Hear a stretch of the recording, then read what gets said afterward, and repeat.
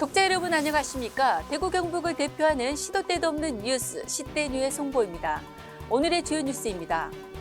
지난 10년간 대구 경북의 어린이집 1,242곳이 사라진 것으로 나타났습니다. 출생아 수가 절반 수준으로 떨어지면서 보육 수요 또한 감소했기 때문입니다.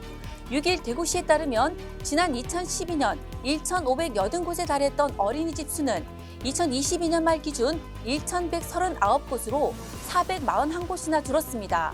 같은 기간 경북 지역 어린이집은 2,264곳에서 1,063곳으로 801곳이나 감소했습니다.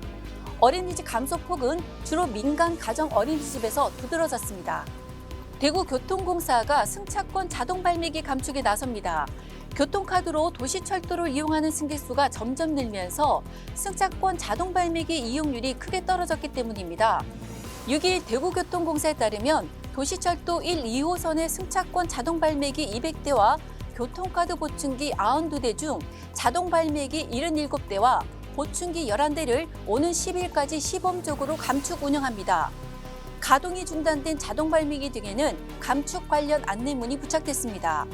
교통공사는 시범 운영 기간 이후 의견 수렴을 거쳐 이달 중 최종 감축 규모를 결정할 계획입니다. 홍준표 대구시장이 6일 상격청사에서 간부회의를 열고 제2국가산단을 비롯해 농수산물 도매시장 이전지 선정, 군의군 편입 등 주요 시책 산업과 관련해 투기 행위가 우려된다며 토지거래 허가구역으로 지정할 것을 긴급 지시했습니다. 이 자리에서 홍 시장은 사업계획 확정 즉시 해당 지역뿐 아니라 주변 영향 지역까지 토지거래 허가구역으로 지정할 수 있도록 경북도 및 해당 지자체와 사전 협의해 조속히 시행하라고 주문했습니다. 미국 실리콘밸리에서 인공지능을 기반으로 한 디지털 헬스케어 분야에서 독보적 위치를 차지하고 있는 벤처기업 엘비스가 대구에 입성합니다. 대구시와 엘비스 대구디지털혁신진흥원은 6일 시청 상격청사에서 디지털 브레인 산업 육성 업무 협약을 체결했습니다. 이날 협약을 통해 엘비스는 3월 중 대구지사 설립 절차를 마무리하고 자사의 연구개발 성과물을 활용한 프로젝트 기획에도 적극 나서기로 했습니다. 이에 따라 대구 글로벌 브레인 클러스터 조성에 대한 기대감도 커지고 있습니다. 정부가 주 최대 52시간제로 대표되는 근로시간 제도를 대대적으로 개편합니다. 일주일에 최대 69시간까지 일할 수 있도록 허용되고 장기 휴가도 가능해질 전망입니다.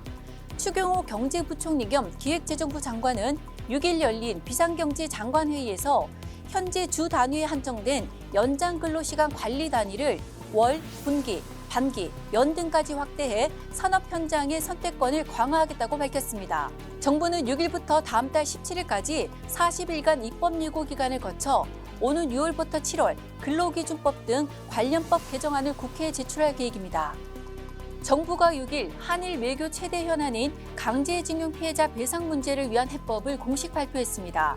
박진 외교부 장관은 입장문 발표를 통해 강제징용 피해자들이 받아야 할 소송 판결금 등을 일제 강제동원 피해자 지원재단을 통해 지급하는 방법을 제시했습니다.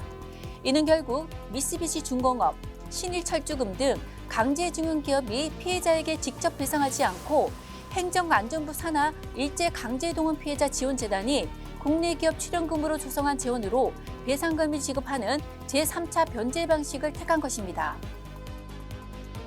지금까지 3월 7일 화요일 시도 때도 없는 뉴스였습니다. 다음 시간에 뵙겠습니다.